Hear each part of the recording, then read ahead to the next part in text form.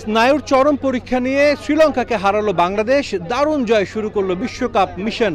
এই ডালাস যেন এখন একখণ্ড ঢাকা।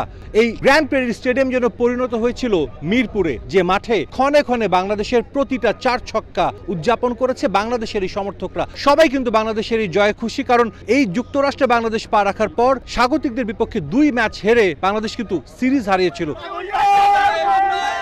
সেই দলটা ঘুরে দাঁড়িয়েছে, অনেক সমালোচনা হয়েছে টানা দীর্ঘ সময়, সেই সমালোচনার জবাব দিয়েছে বাংলাদেশ দল, মাঠে জিতেছে এবং এই জয়ের পর প্রত্যেকটা সমর্থক কিন্তু হাসি মুখে মাঠ ছেড়েছেন, বাংলাদেশের এই জয় তারা উদযাপন করেছেন। মেমোরিজ বাংলাদেশের 13 বছর আগে মামাদের সাথে খেলা দেখতে যাইতাম মিরপুর স্টেডিয়ামে, সো এবার এখানে দেখতে এসে আমার হাজবেন্ডের সাথে আসতে পারছি, সো ইটস অ্যামেজিং।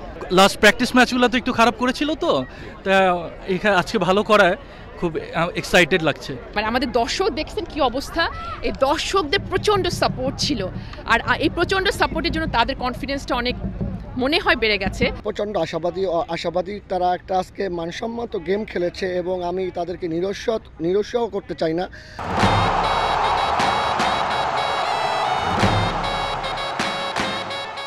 ম্যাচটা বাংলাদেশের জন্য সহজ হতে পারত, তবে সেই সহজ ম্যাচটাই কিন্তু তারা কঠিন করে জিতেছে। আরও একবার ব্যর্থ হয়েছে টপ অর্ডার, এবং এই টপ অর্ডার ব্যর্থতা যদি অব্যাহত থাকে নিশ্চিতভাবেই সামনের ম্যাচগুলোতেও বাংলাদেশকে পড়তে হবে কঠিন পরীক্ষায়। সাকিব আল হাসানের কাছে সমর্থকদের ছিল অনেক বড় একটা আশা এবং স্বপ্ন, কিন্তু সাকিব সেটা পূরণ করতে পারেননি। তবে তাওহিদ হৃদয়, লিটন দাসদের ব্যাটিং নিয়ে তারা সবাই সন্তুষ্ট, এবং একই সঙ্গে সামনের ম্যাচগুলোতে ভালো করতে হলে যে গুরুত্ব দিতে হবে টপ অর্ডার ব্যাটিংয়ে, সেটাও কিন্তু সবাই বলেছে।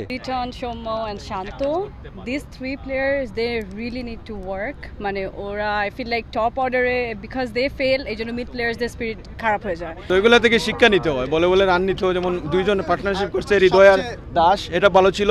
পরে একটা আবার সুইপ শট, এগুলো তো রিস্কি শট, এগুলো অ্যাভয়েড করলে ইজিলি 5 উইকেট বা 4 উইকেটে জিতে যেতাম। সাকিবকে যদি ধরতে হয় যে ও আমাদের একটা সিনিয়র প্লেয়ার, ও যে শটটা খেলে আউট হয়েছে যে সময়টা, এটা খুবই খারাপ শট ছিল।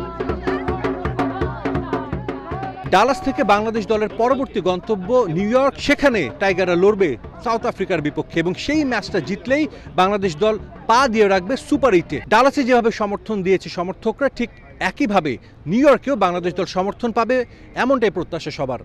ডালাস থেকে সাজিদ মুস্তাহিদ, সময় সংবাদ, যুক্তরাষ্ট্র।